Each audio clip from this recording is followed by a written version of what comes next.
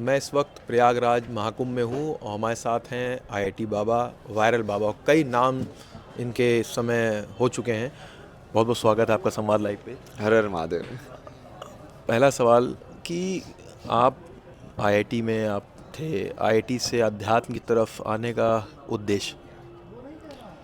IIT से आध्यात्म में आने का उद्देश्य आईआईटी से आध्यात्म में आने का कोई उद्देश्य नहीं है ना। आईआईटी से जो चीज़ शुरू हुई है वो अभी यहाँ पे पहुँची है अपने आप ही नेचुरल। अब वो आगे, चूँकि आध्यात्म ही सत्य है तो वो यहीं पे पहुँचनी चाहिए। देखो, ये सत्य की खोज में निकलेगा तो यहीं पे पहुँचेगा, और अभी उसको और आगे लेके जा रहे हैं ये बताने के लिए कि हाँ सही में यही सत्य है। तो उसको पूरा विज्ञान के साथ उसका कनेक्शन, जैसे पूरा ये मैंने पूरा स्टडी कर रहा हूँ ना मैं पुराने अपने उसकी भी, कि वो ज्योमेट्री का जो सिद्धांत है वो कहाँ से आया, जो बताते हैं कि ना इसके अंदर आया। पिंगला ऋषि ने, बौद्धयान ऋषि ने किया, पाणिनि ऋषि ने जो संस्कृत की व्याकरण बनाई, फिर वहाँ से उन्होंने कैसे कंस्ट्रक्ट किया, म्यूज़िक का सिस्टम की स्ट्रक्चर की कैसे कंस्ट्रक्ट हुई, ये सारा का सारा ये एक्चुअली में आध्यात्मिकता से लिंक्ड है। पूरा स्पिरिचुअलिटी के ऊपर बेस्ड है वो।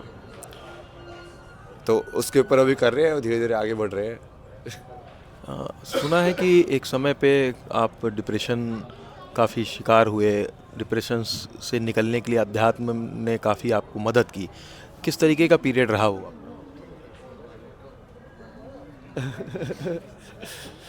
नहीं, और डिप्रेशन तो जैसे अभी मैं उस टाइम पे तो उसको डिप्रेशन बोलता था ना, बाद में मुझे समझा कि यार एक्चुअली में तो लाइक डिजीज़ विजीज कुछ नहीं होती है, लाइक एक इम्बैलेंस है। जैसे पेट खराब हो जाता है ख़राब खाना खाने से, तो तुम जब बहुत सारी नेगेटिव थॉट्स अपने अंदर डाल लेते हो तो नेगेटिविटी फिर तुम्हारी जो लाइफ एनर्जी है उसको सोख लेती है।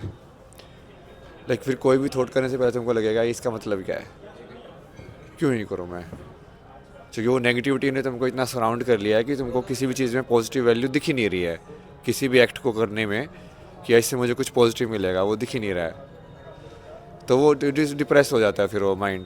तो इस माइंड को लाइक वो एक्ट क्रिया करने के लिए कोई ओपनिंग ही नहीं मिलती है, वो अपने अंदर ही बन जाता है वो। यूथ और युवाओं जो नौजवान हैं उसमें काफ़ी आप इस समय चर्चा में हैं। सब आपको देखना चाहते हैं, आपसे आपकी बातें सुनना चाहते हैं। हाँ, यूथ के लिए हो रहा है सब कुछ ये। मेरा जो मेन जो मैंने जो समझा उसके हिसाब से यही था कि अभी मेन काम जो होगा वो होगा जो बच्चे अभी लाइक 10 से भी लेके 20 के बीच में हैं, उनको सबसे ज़्यादा फ़र्क पड़ेगा अभी हम जो माहौल क्रिएट करेंगे। तो अभी जो यूथ जो इस साइड आ रहा है वो एक्चुअल में पिछले 10 साल के अंदर जो थोड़ा बहुत सही माहौल बना है आध्यात्मिकता को लेके, थोड़ा ऐसे ये सब कॉरिडोर्स वगैरह बनाए, लोग गए हैं, उसका एक परसेप्शन वाइज भी लाइक फिल्मों के अंदर भी थोड़ा उसका राइट डिपिक्शन चालू हुआ है। तो उसकी वजह से अभी जो यूथ जो इस साइड की तरफ अट्रैक्ट हो रहा है, जो मेरी बातों से, उसकी कहीं ना कहीं नींव वहाँ से बनी है। जैसे हमारी नींव तो बहुत ही ख़राब थी। हमारे तो बचपन से ऐसे ही बोला जाता था कि ये सब ढकोसला है, अंधविश्वास है, ये सब है। कॉलेज के अंदर भी सब जगह ऐसे ही था, कोई कुछ नहीं करता था, टीका वीका लगा रहा तो दूर की बात है मतलब। तो वो उसके हिसाब से फिर मैं यहाँ पे पहुँचना मेरे लिए कितना मुश्किल था मतलब, क्योंकि वो वॉल, ट्रस्ट की जो वॉल है वो उसको ब्रेक करना बहुत ज़रूरी था ना।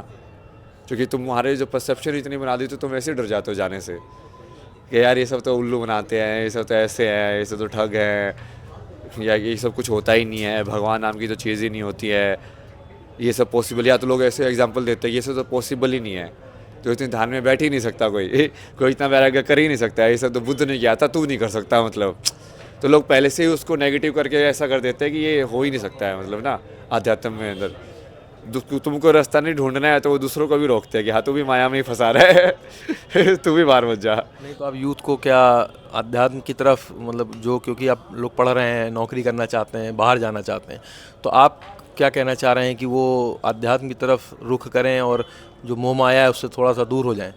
नहीं नहीं, अध्यात्म मतलब एटलीस्ट उनको समझना तो पड़ेगा ना कि उनका रोल क्या है सोसाइटी के अंदर, और उसका सबसे बढ़िया तरीके से वो कैसे निभाए। और उसको निभाने के लिए तुमको अपने शरीर को भी समझना पड़ेगा, अपने मन को भी समझना पड़ेगा। को समझना मतलब कि अपना जो जितने भी शास्त्र है, बाहर वाले जो शास्त्र है, वास्तुशास्त्र है, फिर आयुर्वेद का जो ज्ञान है, फिर ये जो अपना खगोल का जो ज्ञान है, ये सब बाहर वाला ज्ञान है।